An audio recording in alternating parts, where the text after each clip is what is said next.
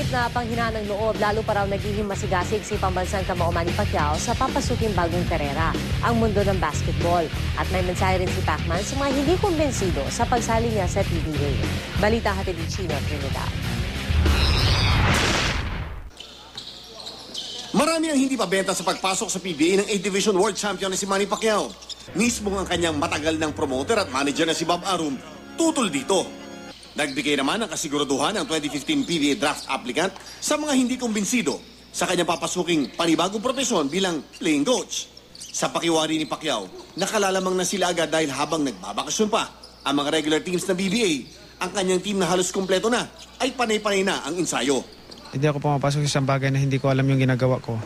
Tinanggap ng Future Boxing Hall of Famer ang simbolo ng kagitingan na ibinigay sa 18 iba pang mga alamat ng Philippine sports. Gusto kong maging example sa lahat na ako yung tao na hindi hanggang dyan lang yung inisip kong kayang gawin. Kumbaga sa walang limit yung pag-iisip ko na kung anong magagawa ko.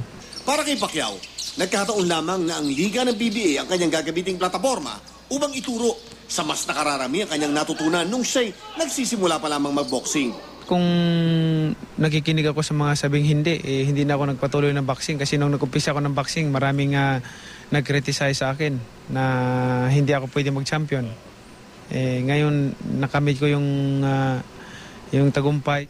At kung inaakala ng marami na nasasaktan siya sa mga bumabatikos, Yan yung mga criticism na yan is a part of my career yan. Yan ang challenge mo. Yan ang challenge na sa buhay. Chino Trinidad, GMA News.